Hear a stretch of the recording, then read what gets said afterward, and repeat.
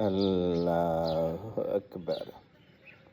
صحیح المسلم مشکات المصابی کتاب فضائل القرآن حدیث رقم 2115۔ راوی وزیر رسول، خلیفہ رسول، سسر رسول صلی اللہ علیہ وآلہ وسلم، امیر المومنین حضرت عمر فاروق بن خطاب رضی اللہ تعالی عنہ فرماتے میرے محبوب صلی اللہ علیہ وآلہ وسلم نے فرمایا، ان اللہ یرفع بہذا الکتاب اقواما وَيَدْعُ بِهِ آخرین۔ اللہ، میرے محبوب نے فرمایا اس قرآن سے اللہ تعالی بعض قوم کو بلند فرماتا ہے، کامیاب فرماتا ہے، زبر فرماتا ہے، بعض قوم کو اللہ زیر کمزور فرماتا ہے، انہیں غلبہ عطا نہیں فرماتا، انہیں شکستگی عطا فرماتا ہے۔ وہاں پہ یرفع اور یہاں پہ یدعو، یرفع رفع بلند، یدعو من گرا دیتا ہے، رکھ دیتا ہے نیچے۔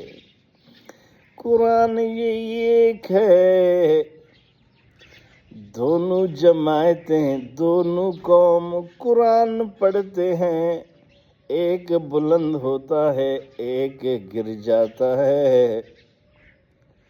حضرت علامہ طیبی علیہ الرحمہ فرماتے ہیں، فمن کرہ وعمل بہ مخلصا رفعہ اللہ، ومن کرہ مرائیا غیر عامل بہ وضعہ اللہ۔ فرماتے ہیں جو قرآن پڑھے، عمل کرے اخلاص سے، رب انہیں بلند فرماتا ہے۔ جو دکھاوا کرے، ریا کرے، کوئی کسی غرض کی وجہ سے قرآن پڑھے، تقریر کرے، درس دے، اللہ انہیں گرا دیتا ہے۔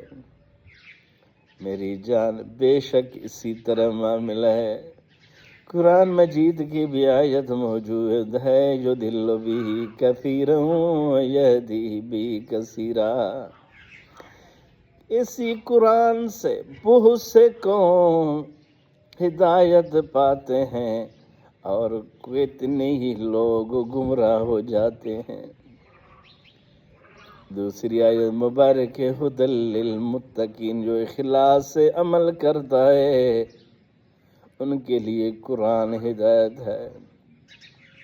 ملا علی قاری مرقات المفاتیح میں لکھتے ہیں، قرآن نیل کی طرح ہے، دریا۔ ایک موسیٰ علیہ السلام کی جماعت، ایک فرعون کی جماعت ہے۔ حضرت موسیٰ علیہ السلام کی جماعت خیریت سے دریا پار کرتی ہے، دوسری جماعت گمراہ جماعت ڈوب جاتی ہے۔ یہ اللہ کا شان ہے، ماء للمحبوبین ودماء للمحجوبین۔ میری جان، میری دوست عزیز، قرآن مجید بعض کو اوپر کرے، بعض کو نیچے کرے، اس لیے ہمیں چاہیے قرآن پڑھیں، عمل کریں، سمجھیں، اخلاص کا دامن پکڑیں، تاکہ ہم اس قرآن کے ذریعے اوپر ہو جائیں۔ یہ واضح معلوم ہوا قرآن، حدیث، اقوال بزرگان دین علماء سے کہ مخلص قرآن والے ایک دن ضرور اوپر ہو جائیں گے۔ اللہ، میری جان، میرے دوست، میرے عزیز، ہمیں چاہیے کہ ہم قرآن کو پڑھیں، قرآن کو سمجھیں، قرآن پر اخلاص سے عمل کریں، تاکہ انشاءاللہ تعالیٰ ایک دن سب کو بھی پتہ چلے کہ قرآن والے اوپر ہیں، یہاں بھی اوپر تو آخرت میں اوپر ہی اوپر۔ اللہ دعا کریں اللہ اس فقیر مسکین کو، ادنا بندے حضور کو بھی اللہ قرآن پڑھنے، سمجھنے، عمل کرنے، اخلاص کی توفیق نصیب فرمائے اللہ۔